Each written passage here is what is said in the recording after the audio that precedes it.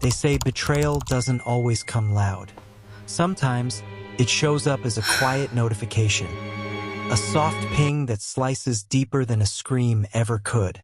For Isabella Grant, that sound came at 7:42 a.m., while sunlight painted golden stripes across her kitchen counter. She wasn't snooping. Not really. Her husband, Ethan, had left his laptop open, still logged into his email while rushing for a meeting. All she wanted was to transfer a work file.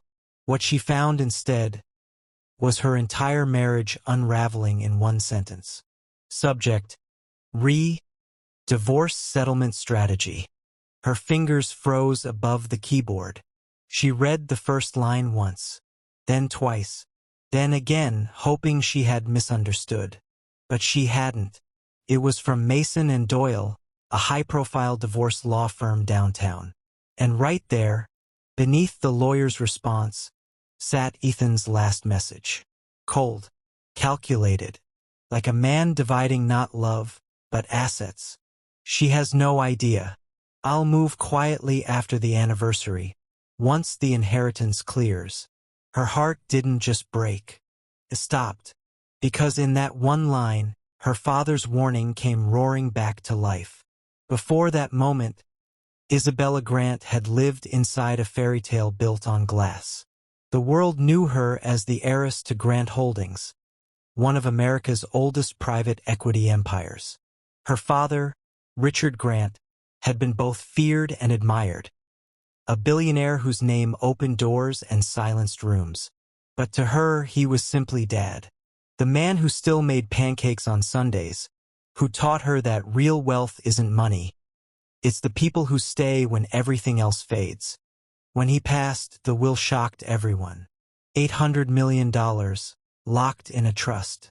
And the clause that made it infamous. My daughter inherits the full estate only if she remains married on her 5th anniversary. If divorced before then, the entire fortune reverts to charity. The tabloids called it cruel. Her father called it protection. And Ethan called it opportunity. At first, he seemed perfect. Sharp, ambitious, charismatic. He was the kind of man who could make a crowded room feel small when he looked at you. But over time, charm turned to distance. Conversations became business reports, and every touch felt rehearsed. Still, Isabella stayed, not out of weakness but hope, because some hearts refuse to believe they've been fooled. Back in the kitchen, her reflection shimmered in the glossy screen. Calm, controlled, the same face that graced magazines, smiling beside a husband who was already planning his exit. She wanted to scream, to cry, to break the laptop in half and demand why. But instead, she simply closed the lid and smiled, because if there was one thing her father taught her, it was this: never let them see you bleed until you know exactly where they're standing. She brewed her coffee, placed Ethan's laptop exactly where he'd left it, and greeted him with the same kiss she'd given every morning. He didn't notice the tremor in her voice when she said, "Don't forget your meeting." He didn't see the storm behind her smile. He just smiled back, confident and unbothered. The man who thought he'd already won. That night she couldn't sleep. The words replayed endlessly in her mind. Once the inheritance clears, he wasn't just leaving. He was timing it. The divorce, the will, the money, every tender word, every dinner, every "I love you," all part of a schedule she never saw coming. Tears finally came, quiet, bitter, and freeing, because once the truth reveals itself, pretending becomes impossible. At dawn, she sat by her window, watching the city wake beneath a sky the color of regret. And for the first time since her father's death, she didn't feel like the victim of a curse. She felt like a Grant, the daughter of a man who built empires out of silence and strategy. The next morning, she went about her day like nothing had changed, smiling, hosting, attending charity meetings. Ethan watched her from across the breakfast table, unaware that the woman sipping coffee opposite him was no longer his wife, at least not in spirit. She'd already made her decision. She wasn't going to confront him. Not yet. She would prepare. Because if he could plan his betrayal behind her back, then she could plan her escape in plain sight. She began moving small things first. Her passwords, her documents, a few company shares her father had left in her name. Then, she called her late father's attorney. Calmly, precisely, as if discussing an ordinary business matter. By the time Ethan's anniversary plan came due, the only thing he'd inherit would be shock.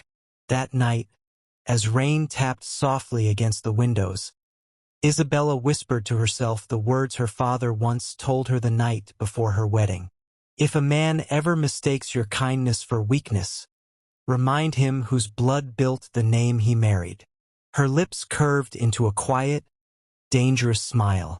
The kind that meant the story wasn't over, it was just beginning. They say revenge is best served cold. But sometimes, it's served with a calm smile, a glass of wine, and a wire transfer that changes everything. And while Ethan slept beside her that night, dreaming of the millions he'd soon claim, Isabella was wide awake, moving every cent of her $800 million fortune far, far away. Because this time, love wasn't her weakness. It was her weapon. They say curiosity kills the cat. But in Isabella Grant's world, curiosity saves the queen. For days, she played her role flawlessly.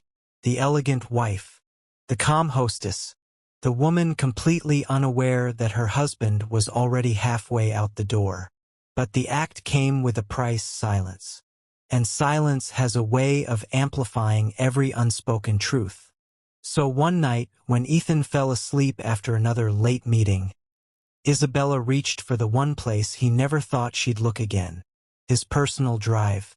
It wasn't easy. Her hands trembled as she entered the old password she'd once known by heart. Their wedding date. She almost laughed at the irony when it worked. What she found inside wasn't just betrayal. It was betrayal packaged like a business plan. There it was, a folder labeled post-anniversary proposal. Her breath caught. Inside were spreadsheets, valuations, draft agreements, and a PDF titled Divorce Strategy. She opened it, and her heart shattered all over again. Objective: initiate separation after 5th anniversary. Justification: incompatibility, emotional neglect. Target division: 70-30 split in my favor. PR narrative: Isabella Grant's emotional instability post-father's death. The words blurred through her tears. He wasn't just planning to leave. He was planning to destroy her reputation. Every paragraph painted her as fragile, irrational, a grieving daughter unfit to manage the Grant empire. He had receipts, timelines, even a staged journal he must have planted to prove she was emotionally unstable. For a man who once held her at night and promised to protect her, he'd done a meticulous job planning her ruin. The next file broke her completely. A signed draft proposal between Ethan and a financial consultant. Estimated value upon divorce: $800 million estate, of which $560 million to be redirected under marital equity claims. Recommended negotiation threshold: offer 70/30ths. Anticipate 50/50ths final settlement. She closed the file. Her pulse roared in her ears. So that was the plan. He'd wait for the inheritance to clear, accuse her of mental instability, and walk away with $500 million. And she was supposed to be the quiet, broken heiress too heartbroken to fight back. Except, she wasn't that woman anymore. That night, she sat in her study, staring at the Manhattan skyline glittering like shattered promises. She didn't call anyone, didn't confront him, didn't scream. She simply picked up her father's old fountain pen and wrote a single line in her notebook: "He wants war. Fine. I'll fight it like a Grant. She made 3 silent decisions that night. 1. Gather evidence. 2. Move every liquid asset she could. 3. Let Ethan believe he was still winning. Because revenge, she realized, wasn't about anger. It was about patience. The next morning, she was up before him, radiant, collected, even affectionate. "Good morning," she said, handing him coffee with a soft smile. He smiled back, unaware that her hand had brushed against his phone long enough to airdrop a copy of his own files to her encrypted account. He kissed her cheek, and as he left for work, she whispered, "See you tonight, darling." The word darling burned her tongue like acid. The moment the door clicked shut, she exhaled, then opened her laptop. Every file, every email, every line of deceit. She stored them neatly in a folder she named Justice. She also took screenshots of his messages with the lawyer, the part where he discussed how to manipulate the media to control the narrative. He wrote, "She's too emotional for leadership. Once I file, her board will turn against her." She smiled faintly at the screen. He had underestimated one thing. Her composure wasn't weakness. It was training, because her father hadn't just raised a daughter. He'd raised a strategist. That evening, Ethan returned home with flowers, as if guilt had a scent. He joked, he laughed, he kissed her, and she matched him perfectly. The performance of a lifetime. "Busy week?" he asked. "Just usual paperwork," she replied. She didn't tell him that paperwork meant transferring $200 million from their joint account into a new trust. In her mother's maiden name, untouchable. The remaining assets were next. She'd do it in phases, quietly, methodically. Every transaction looked ordinary. Every transfer appeared routine. By the time he filed for divorce, he'd be left with a beautiful house, and nothing inside it. That night, she lay beside him in bed, his breathing slow and steady, her eyes wide open, and as the city hummed beyond the windows, she whispered to the darkness, "You taught me how to be loyal, Ethan. Now, I'll teach you what happens when you mistake loyalty for blindness." The next phase of her plan had begun. Quiet, calculated, unstoppable. They say love is blind. But when betrayal opens your eyes, there's no closing them again. Ethan thought he was scripting her downfall, but Isabella was already writing her comeback. One transaction, one screenshot, one quiet smile at a time. Because when a billionaire's daughter gets betrayed, she doesn't just leave. She rebuilds with her enemy's playbook in her hands. They say revenge is a dish best served cold.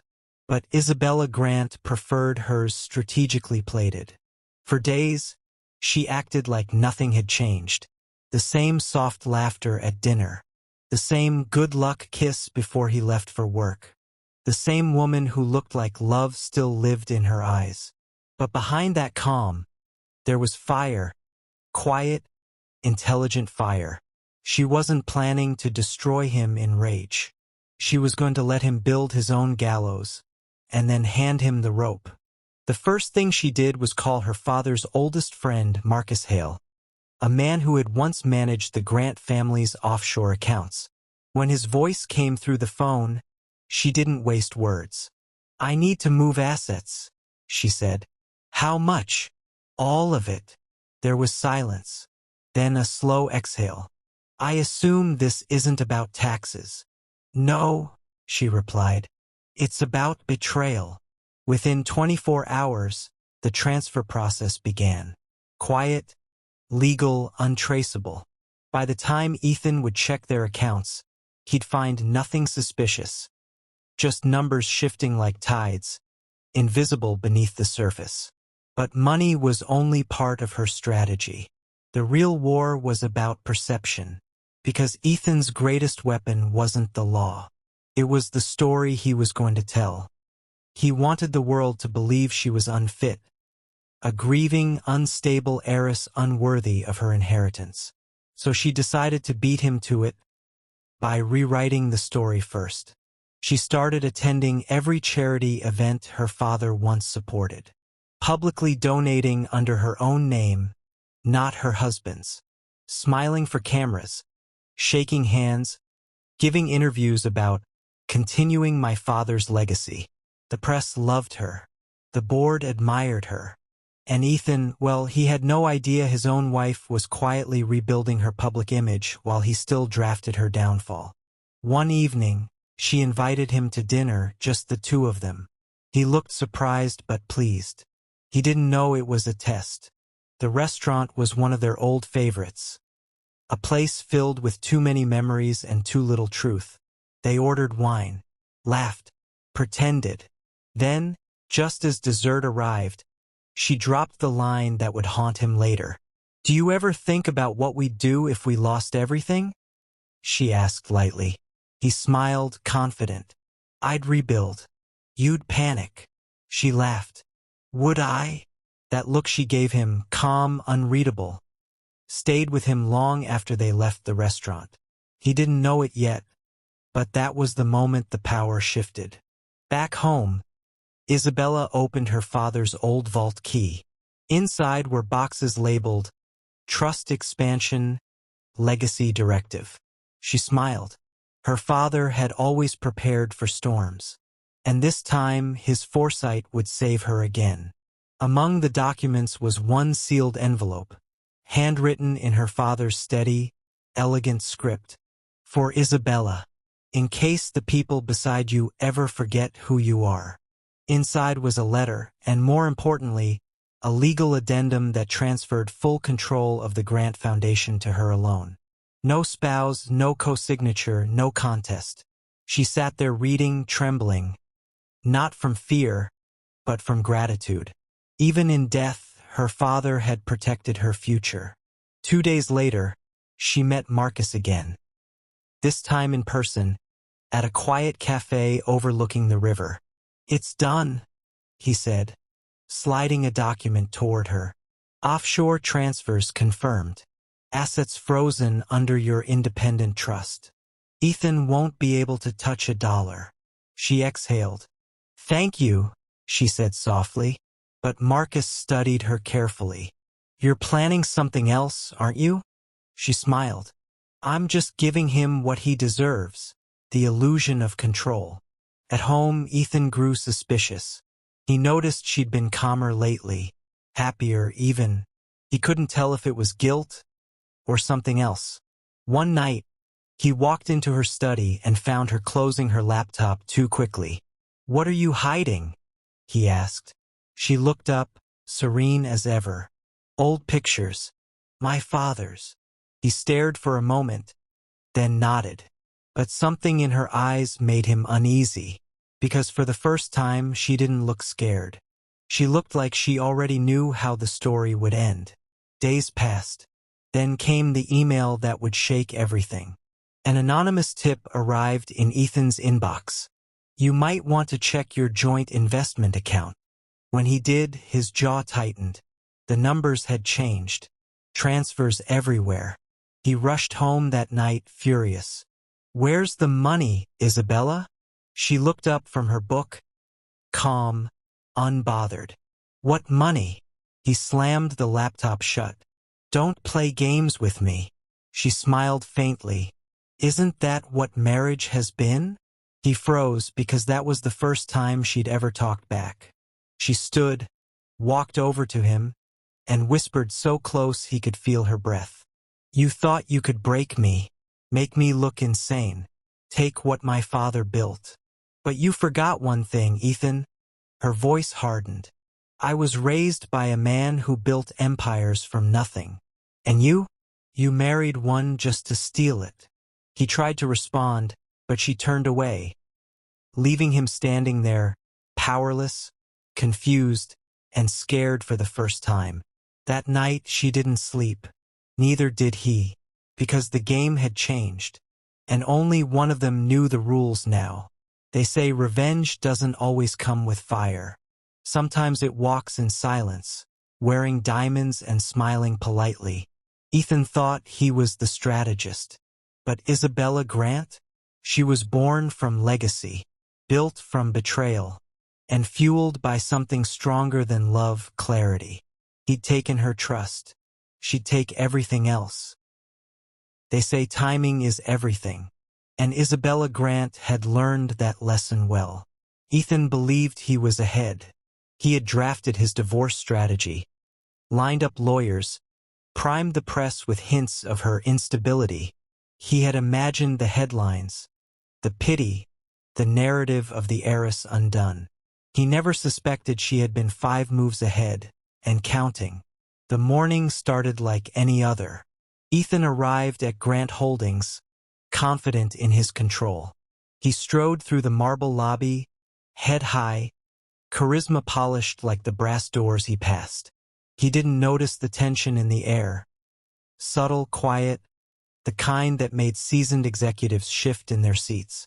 The boardroom was packed. Lawyers, directors, and media representatives had gathered, all under the guise of a routine quarterly meeting. Ethan smirked as Isabella entered. She wore a tailored black suit, her hair pulled back in a controlled elegance. Her eyes didn't flicker. Her lips curved into a faint, polite smile, not a hint of fear. "Good morning," she said, voice calm, deliberate. Ethan's smirk faltered slightly. He had expected her to plead, to panic, to beg. Instead, she sat, organized her notes, and opened a sleek tablet, the one that held her entire counterstrategy. The room quieted. Ethan tried to mask his growing unease. "Isabella," he said, trying charm. "Shall we begin?" She tapped the screen. Charts appeared. Graphs, transfers, emails, screenshots. Every hidden move he had made. Every secret plan. Every draft document. Meticulously catalogued. "Your divorce strategy," she began, calm as glass, "appears thorough. But you might have overlooked a few details." The lawyers shifted. The board exchanged glances. Ethan's confident grin cracked. "She started with the accounts. Every asset you thought you could claim has been transferred to independent trusts. Offshore. Diversified. Untouchable." He opened his mouth. She held up a hand. "Please, let me finish." Next, the media narrative. "Your plan to portray me as unstable?" She tapped another tab. Archived emails. Screenshots of every stage document. Copies of your communications with the press. Every attempt to manipulate perception is now public record, already sent to our PR team. Ethan's voice was strained. Sharp. "This is impossible." She smiled, the kind of smile that didn't reach the eyes but left a chill in the room. "Impossible?" she asked. "I was raised by a man who built empires from silence and foresight. You underestimated 2 things: patience and loyalty to legacy." The room erupted in whispers. The media members were recording discreetly. Every board member was stunned. Ethan's facade crumbled. Then she revealed the final piece, the divorce contract Ethan thought he could control. "Signed, notarized, and pre-approved in your absence," she said. "All assets revert to my trust immediately upon your attempted filing. You will have nothing, legally, financially, publicly." He stumbled. "Isabella, you can't. You already underestimated me." She cut him off, voice rising just enough to echo in the high ceilings. "You married a Grant heiress for opportunity. You assumed fear would keep me silent. But I am no one's silent partner." The press outside could sense it through their live stream feeds. Tension, power, revelation. Ethan had been poised for a headline story of victimhood and pity. Instead, Isabella was rewriting the script. Live, unflinching, merciless. The board chairman cleared his throat. "Isabella, this is unprecedented." but thorough. Brilliant. She nodded politely, ignoring Ethan's flailing protests. You wanted a divorce? She said softly, almost pityingly. Now everyone knows why, and everyone sees what you truly value. Control. Not love. Not partnership. Control. Ethan's world collapsed quietly, in the way glass shatters, not with a bang but in jagged, irreparable fragments. The employees, the lawyers, the media, all witnesses to his humiliation. Isabella stood, walked past him, and whispered, just low enough for him to hear. You thought you were taking a wife. You were only taking a fool. And I was never a fool. The click of her heels on the polished floor echoed like a verdict. She left the room. Ethan remained, speechless, powerless, exposed. Later that evening, in the sanctuary of her office, Isabella allowed herself a moment of quiet. The skyline glittered. The empire was intact. The inheritance secure. Her plan executed with precision. And somewhere, deep inside, she allowed herself the smallest smile, a mixture of vindication and release. Because for once, she hadn't just survived betrayal. She had controlled it, conquered it, and reshaped it into her victory. They say revenge is sweetest when it's public. But Isabella Grant proved it's deadliest when it's precise, silent, and inevitable. Ethan thought he would define the narrative. Instead, he became the story, a cautionary tale in every headline, every whispered boardroom conversation. Victory, she realized, isn't always loud. Sometimes, it walks past the ruins of your enemies with elegance and composure, and the world watching in awe. They say empires aren't built in a day, and neither are legacies. For Isabella Grant, the past week had been a whirlwind, a precise storm of strategy, silence, and calculated revelation. Ethan's plans had collapsed publicly. His lawyers were scrambling, his pride destroyed. And yet, in the quiet of her office, Isabella knew the story wasn't just about victory. It was about survival, clarity, and proving who she truly was. The city lights shimmered off the glass walls of her high-rise office. She leaned back, allowing herself a deep breath for the first time in weeks. The inheritance was secure. The board was loyal. Her name, untarnished. Her phone buzzed. It was Marcus Hale, the friend of her late father and executor of much of her strategic moves. Everything's settled, he said simply. And Ethan? She asked. Marcus paused. He's irrelevant now. Legally, financially, publicly. But psychologically, he's learning. Isabella smiled faintly. Good. Let him learn the hard way. The following morning, newspapers ran headlines she didn't even need to see. Heiress secures entire Grant estate after husband's plot backfires. Ethan Grant humiliated in public boardroom confrontation. Isabella Grant, heiress, strategist, survivor. Social media erupted. Hashtags trended. Analysts dissected every move, praising her foresight. She scrolled casually, sipping espresso, but her mind wasn't on the applause. It was on her future, her company, her charity foundation, and the promise she'd made to herself long ago. Never again would she be powerless. That afternoon, a knock at her office door broke her reflection. It was Ethan, unshaven, disheveled, stripped of charm. He looked like a man realizing that every advantage he had counted on had evaporated. Isabella, he began. She didn't flinch. She didn't raise her voice. Instead, she gestured to the empty chair across from her. Sit, she said softly. He did, tentatively. I miscalculated, he admitted, almost whispering. Isabella's gaze didn't waver. Not miscalculated, she corrected. You underestimated me. Ethan swallowed, his face a portrait of regret. I thought I was clever. That I could control me, she finished for him. Her voice wasn't angry. It was steady, powerful, and in that steadiness he finally understood. She had always been in command.